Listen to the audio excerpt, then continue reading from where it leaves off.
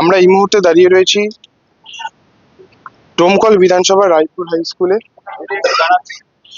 এখানে যে রায়পুরের যে আহ, মানুষরা যারা ভোট দিতে যেতে পারছিলেন না আতঙ্কে, তারা দল বেঁধে রায়পুর হাই স্কুলে দিতে এসেছেন এবং পুলিশের বিরাট টিম এখানে রয়েছে, কেন্দ্রীয় বাহিনী সহ ডোমকল থানার পুলিশ রয়েছে। তাদেরকে আশ্বস্ত করার পর তাদেরকে এখানে নিয়ে আসা হয়। তারা এসে বলেন যে তারা একসাথে তাদেরকে নিয়ে যাওয়া হবে এবং তাদেরকে আবার বাড়ি ফিরিয়ে দেওয়া হবে। তারপর তারা আবার এসে এখান থেকে ফিরে যেতে ভেতরে গিয়েছেন ভোট দেওয়ার জন্য। এই মুহূর্তে সেই ছবি আপনাদের দেখাচ্ছি। এখানে আমরা এই মুহূর্তে রয়েছি রায়পুর হাই স্কুলের সামনে। তারা ভয় পাচ্ছিলেন এবং তারপর তারা এসছেন। সেই ছবি আপনাদের দেখাবো। এখানে বিরাট কেন্দ্রীয় বাহিনী যারা জওয়ান তারা রয়েছেন এবং তারা আশ্বস্ত করে পুলিশ যে তারপর তাদেরকে নিয়ে আসা হবে, তাদেরকে আবার ফিরিয়ে নিয়ে যাওয়া হবে। তারপর তারা গ্রামবাসীরা দল বেঁধে ভোট দিতে আসেন। এই মুহূর্তে আমি পুলিশের বাহিনী দেখানোর চেষ্টা করবো যে ডোমকল থানার পুলিশ এবং কেন্দ্রীয় বাহিনী যারা জওয়ান রয়েছেন তারা এই মুহূর্তে বাইরে রয়েছেন এবং যারা এই কেন্দ্রে যারা দায়িত্বে তারাও এখানে উপস্থিত রয়েছেন।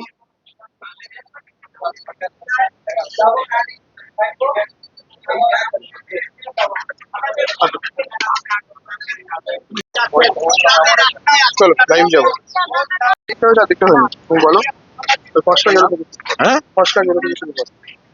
এই যে এখন আমরা যেখানে রয়েছি ডোমকলে বিধানসভার রায়পুর পঞ্চায়েতে কারিগর পাড়া, এটা দেখা নিশ্চয়ই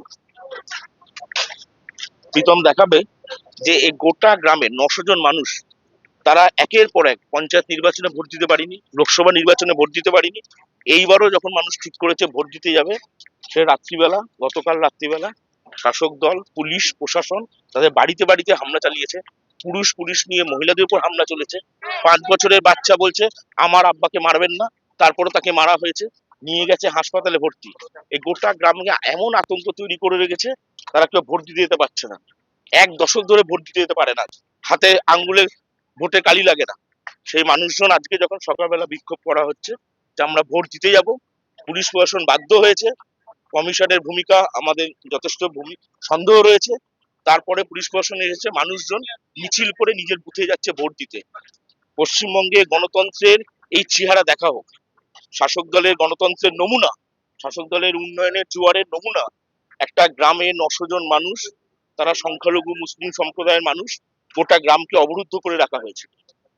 রাত্রিবেলা হামলা চালানো হয়েছে, হাসপাতালে রয়েছে, একাধিক মহিলার গায়ে হাত তোলা হয়েছে, তারা আমাদের দেখাচ্ছে হাতে দাগ, গায়ে দাগ, এবং পুরুষরাই হামলা চালিয়েছে।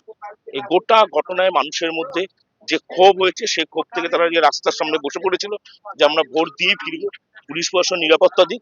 পুলিশ অবশেষে ডোমকল থানা পুলিশ এসেছে, মুভ করছে, সমস্ত মিডিয়া রয়েছে, তাদের উপস্থিতিতে কিছুটা নিরাপত্তার আশ্বাস পেয়ে মানুষ এই লাইন করে মিছিল করে বুথ কেন্দ্রে যাচ্ছে নিজের ভোটাধিকার রক্ষা করতে। That is the democratic situation in Domkol. পশ্চিমবঙ্গে গণতন্ত্রকে রক্ষা করতে গেলে মাঠে নেমে রক্তাক্ত হয়েই রক্ষা করতে হয়, আরো একবার প্রমাণ করছে ডোমকলের মানুষ।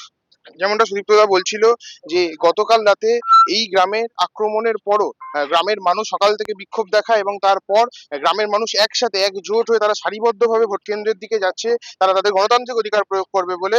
এবং প্রথমে পুলিশের তরফ থেকে তারা নিরাপত্তাহীনতার কথা বলে এবং পুলিশ তারপরে তাদেরকে আশ্বস্ত করে যে আমরা সবাই রয়েছি এবং ভোট দিয়ে তাদেরকে আবার ভোট কেন্দ্রে ফেরানো হবে, আবার বাড়ি ফিরিয়ে দেওয়া অব্দি হবে। সেই আশ্বাস পেয়েই তারা ধীরে ধীরে এগিয়ে চলেছে এবং গতকালের যে ঘটনা, সেই ঘটনার পর তারা যথেষ্ট সন্দিহান ছিলেন। এই মুহূর্তে সেন্ট্রাল ফোর্সের অনেক পুলিশ তারা এসছেন এবং ডোমকল থানার পুলিশ আসার পর তারা এখান থেকে তারা ধীরে ধীরে সব গোটা গ্রামের মানুষ একসাথে এগিয়ে চলেছেন। সেই ছবি আপনাদের দেখাচ্ছিলাম।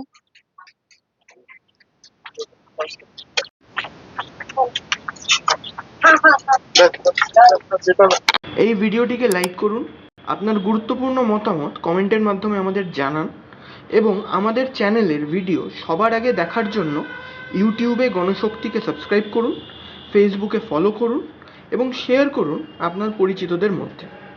আমাদের চ্যানেলে আপলোড হওয়া ভিডিও নোটিফিকেশন পেতে বেল আইকনটি ক্লিক করতে ভুলবেন না।